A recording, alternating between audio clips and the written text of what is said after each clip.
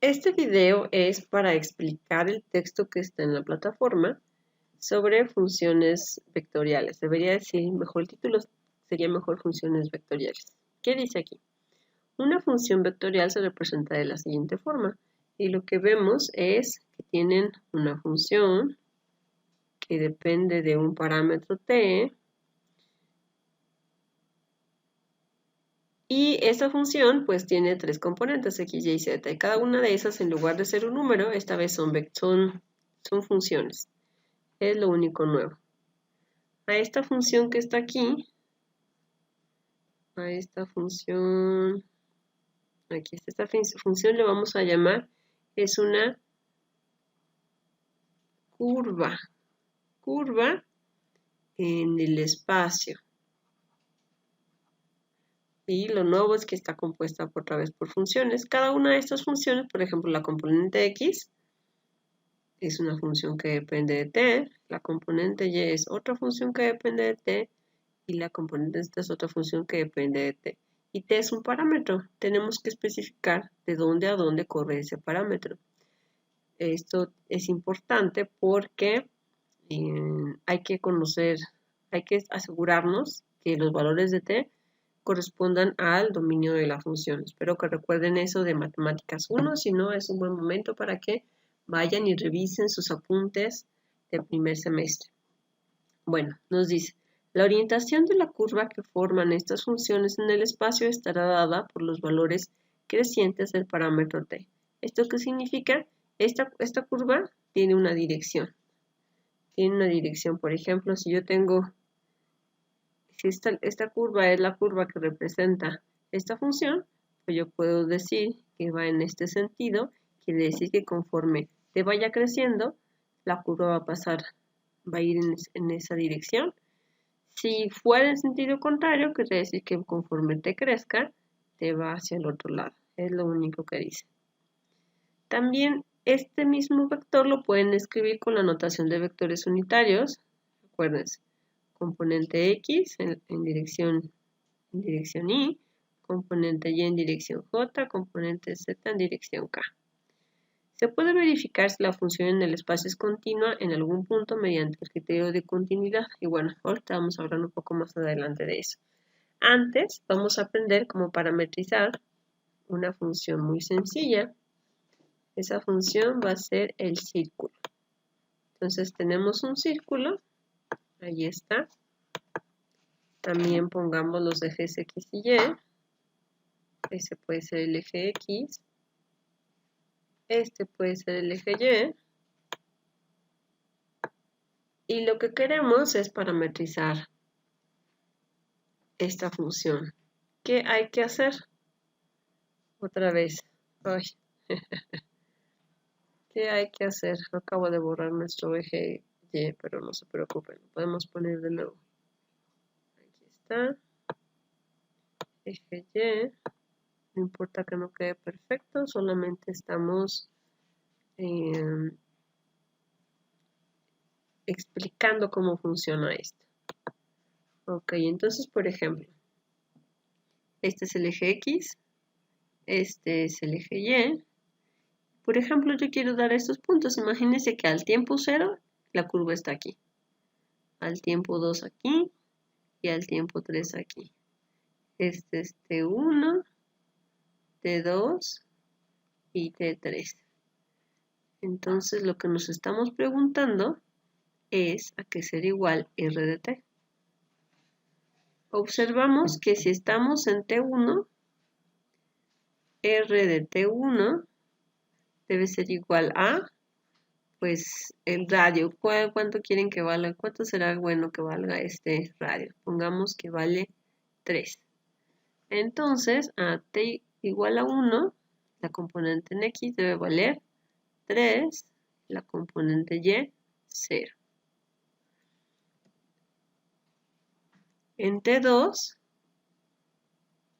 R de T2, pues aquí sería este caso. Aquí no sabemos cuánto vale cada componente, no es tan evidente. Ahorita vamos a decir algo al respecto. Y en R, en el tiempo 3, pues es simplemente, fíjense, simplemente aquí. Entonces la componente X es 0, la componente Y es 3. ¿Y cómo podemos encontrar este lado? Fíjense qué pasa. Quiero encontrar cuánto vale Y y cuánto vale X para este punto. ¿Y aquí qué se forma? Un deforme triángulo rectángulo. Se forma por mis trazos inexpertos, pero triángulo rectángulo a fin de cuentas. Si conociéramos este ángulo, ¿a qué sería igual la componente X? Pues sería igual al radio por el coseno del ángulo. Y si ponemos que ese ángulo es el tiempo, entonces lo que tendría es que X es igual a R por coseno de el ángulo, que aquí va a ser T. Y Y debe ser igual a R por el seno de el ángulo, que debe ser T.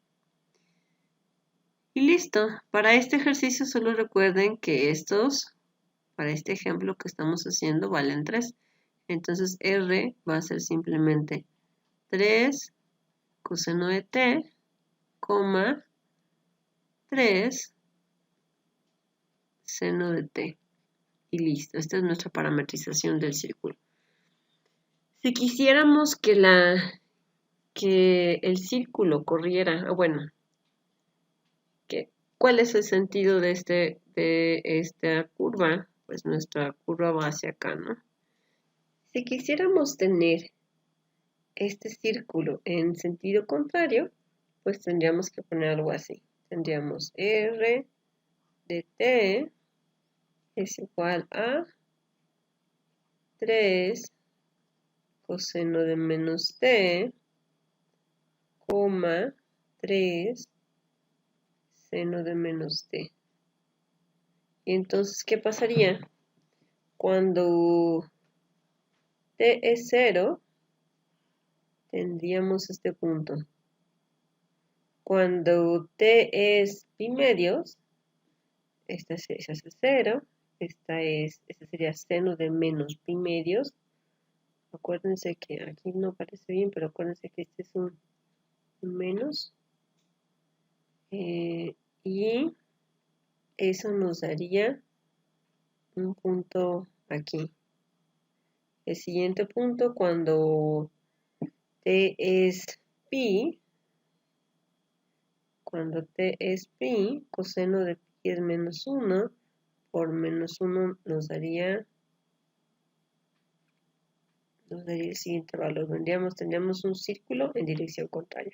Si quisiéramos empezar en este punto, pues entonces ahora X tendría que ser seno de T y Y coseno de T. Y así podríamos cambiar del punto donde empezamos. Ahora, de nuevo, si se fijan, esta es una curva, no en el espacio, sino en 2 dimensiones. Entonces, esta sería una curva en el espacio o en 2D. Si quiero tener una curva en el espacio, ¿qué tengo que hacer? Por ejemplo, vamos a dar un ejemplo de un caso muy sencillo. Ahora, estos son mis ejes ahora. Entonces, este sería X, este Y y este Z. Y el ejemplo que voy a poner es que tal si tengo una hélice. ¿Una hélice qué es? Es un círculo que va girando,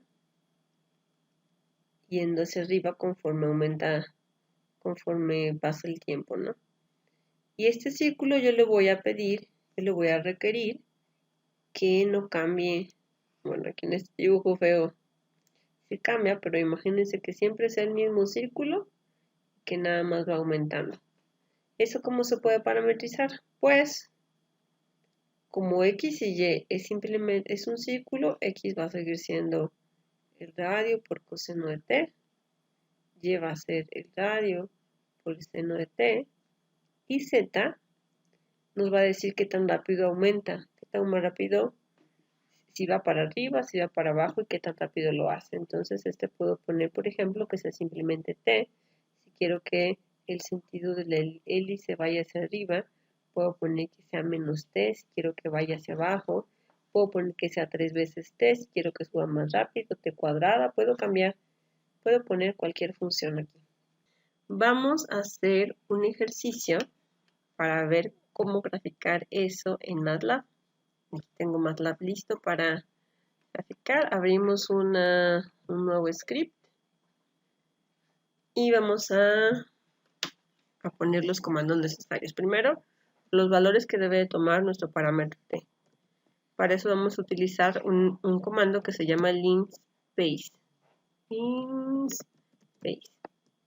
Y este comando, bueno, vamos a darle valores de 0 a 2pi.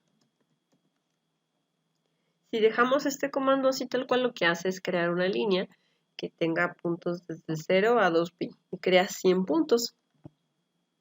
Si quieren darle otro valor, pues ahorita más adelante les explico cómo. Luego x era, ¿cuál era el radio de nuestro círculo? Era 3. 3 por coseno de t. Y sería el mismo radio por seno de t. Y por último z es igual a t. Y graficamos, graficar en 3 dimensiones, x, y, z. Vamos a guardar este pequeño script con el nombre de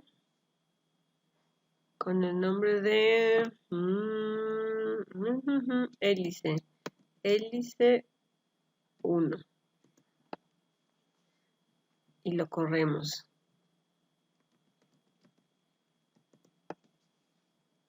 Y aquí está.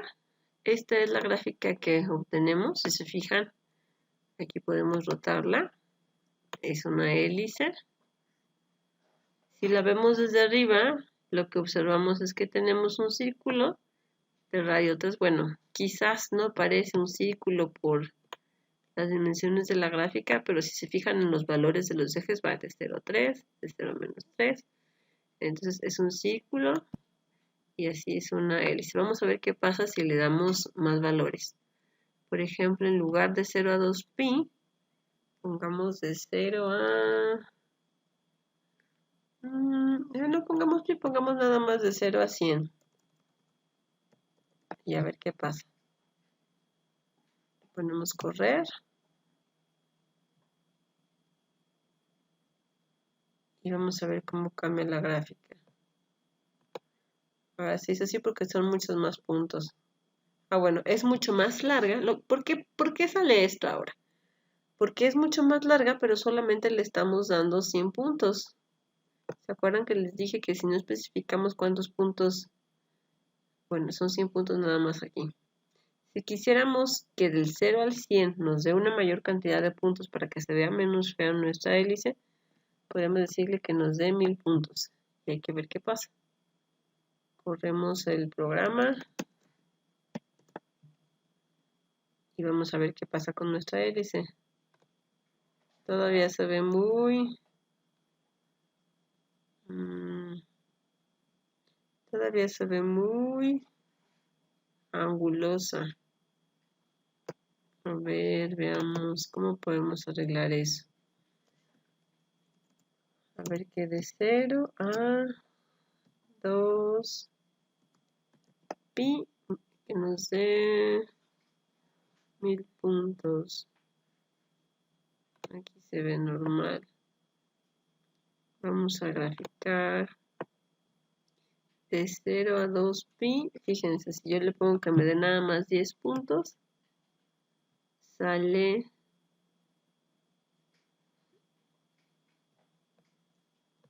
una curva como más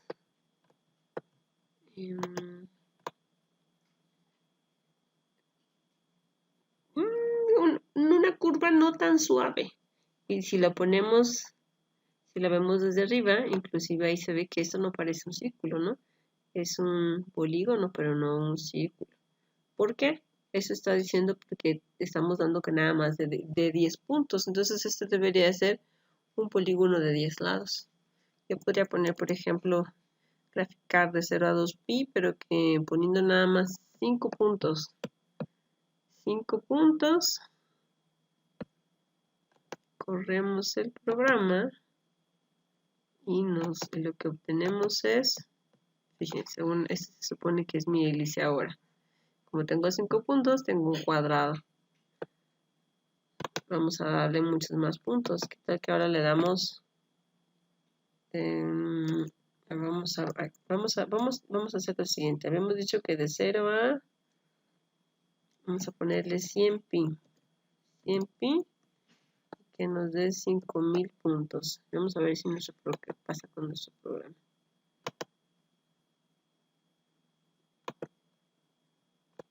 Ahora sí, si se fijan, con tantos pasos, esto ya se asemeja a un círculo, y cuando lo volteo acá, pues sí nos da una hélice más suave, ¿no?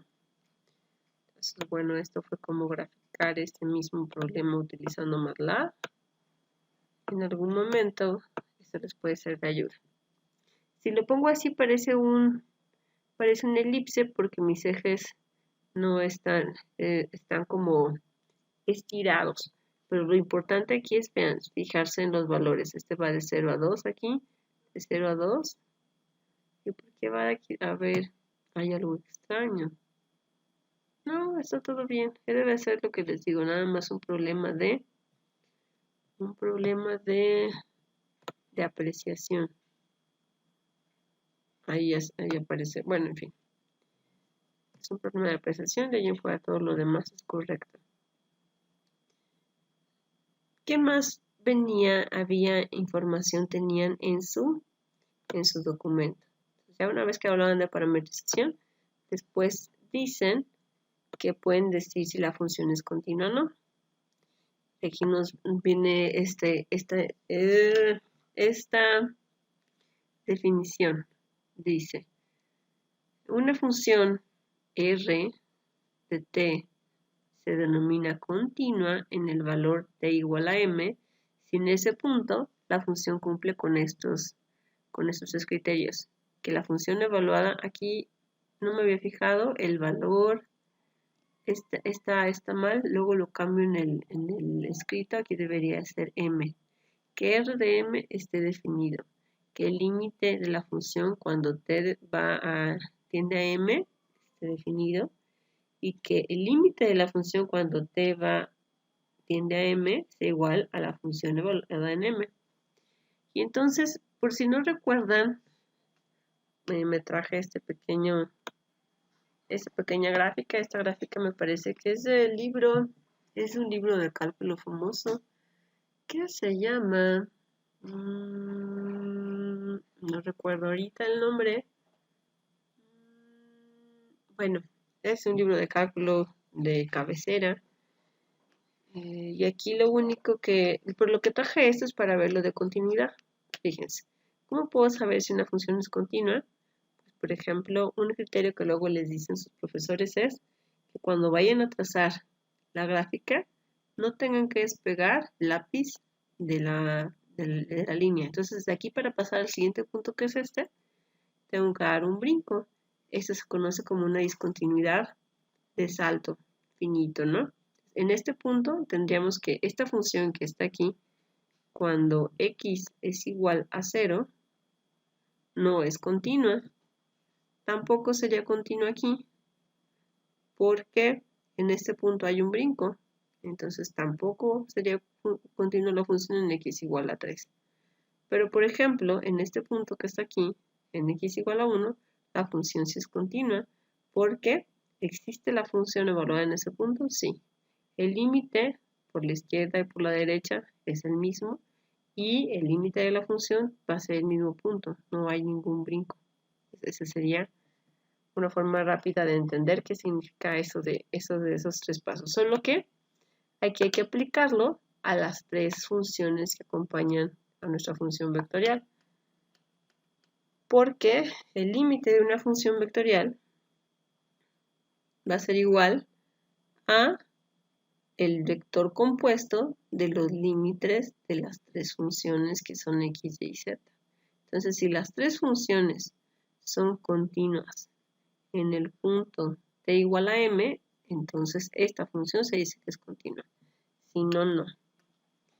Luego abajo dice aún más cosas, dice: ahora bien, una función se dice diferenciable para un intervalo, en un intervalo de valores que va de A a B, si es continuo en ese intervalo. Además, una función vectorial con primera y segunda derivadas continuas, aquí es la primera derivada, no se nota, pero es y con r' de t diferente de 0 para cualquier valor de t en el intervalo, entonces eso se llama una curva suave. Esto luego va a ser importante.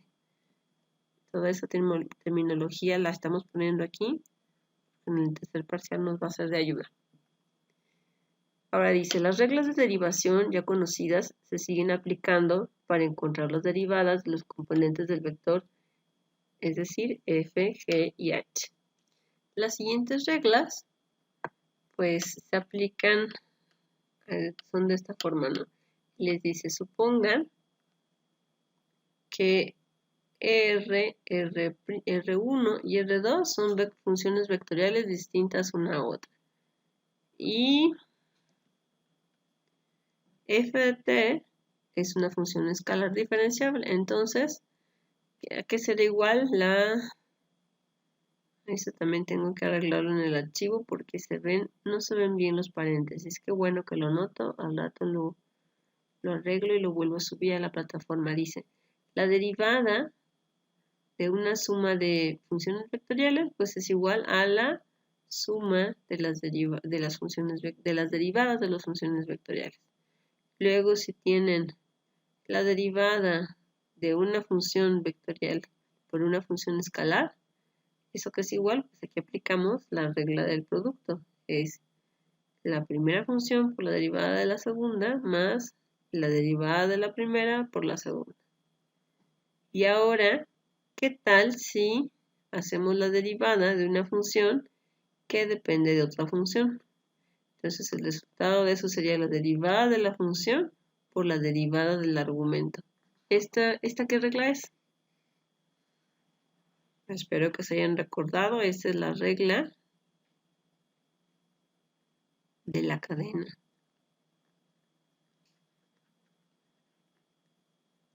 Y luego tienen que la derivada de un producto punto de vectores es igual a, y aquí se aplica otra vez la regla del producto, pero con producto punto. Entonces tendríamos el primer vector, producto punto, la derivada del segundo, más la derivada del primero, producto punto, el segundo vector. Aquí le falta un 2 también. Mucho ojo, como este es un producto punto, al final, ¿qué vamos a sacar? Vamos a sacar un escalar.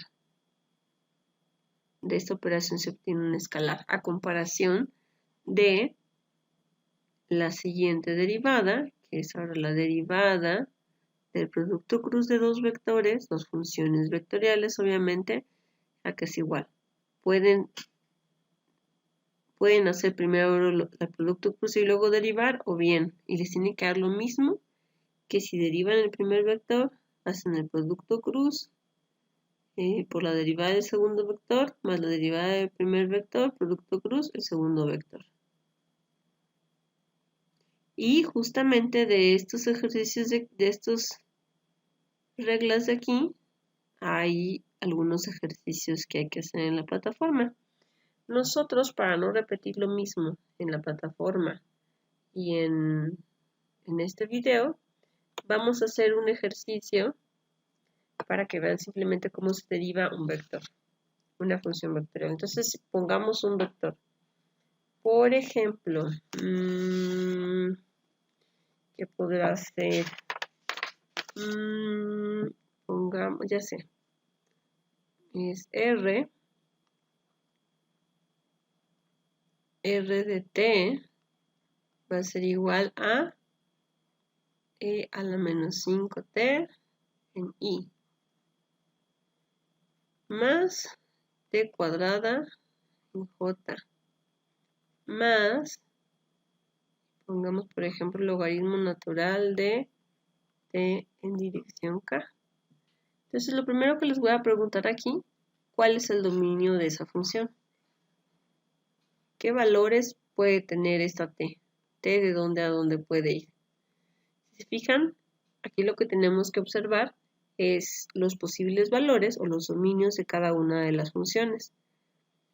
F, bueno, x, que sería nuestra f de x, es e a la menos 5t. Y para este caso no hay restricción alguna. Esta función, su dominio es de menos infinito a infinito. Ahora la función g, que es y igual a t cuadrada, esta función tampoco tiene restricción. Su dominio es de menos infinito a infinito. Pero z sí tiene restricción. Si tiene z igual al logaritmo natural de t, ¿cuál es el dominio de esta función? Pues debemos excluir tanto los números negativos como el 0. Y entonces t tiene que ser mayor que 0. Y entonces el dominio de la función completa pues tiene que estar sujeto, tiene que satisfacer los tres criterios o los tres dominios de cada una de las funciones. Entonces t tiene que ser mayor a 0. Ahora, ¿cómo encuentro la derivada de r respecto a t? Pues derivo cada uno. Tendría aquí entonces que la derivada del primero es menos 5 por e a la menos t, a la menos 5t, perdón, en i. Más la derivada del siguiente, que es 2t en j. Más, ¿cuál es la derivada del logaritmo? 1 entre t en dirección k. Y por ejemplo, si esta función vectorial representa la posición de un vector respecto al tiempo, pues entonces esta sería ¿qué? La velocidad. Ok. Y luego, si yo encuentro la derivada de la velocidad respecto al tiempo, lo que estoy haciendo es encontrar la segunda derivada de la posición respecto al tiempo, y eso que va a ser igual, pues derivo esta expresión de acá. La derivada de esto de aquí es menos por menos es más, 5 por 5, 25, por e a la menos 5t en i, más 2j menos 1 entre t cuadrada k. Pero como esta es la derivada de la velocidad con respecto al tiempo, esto es la aceleración. Y entonces aquí nos podemos recordar de muchas cosas que aprendieron y que hicieron en segundo semestre en su curso de dinámica de la partícula.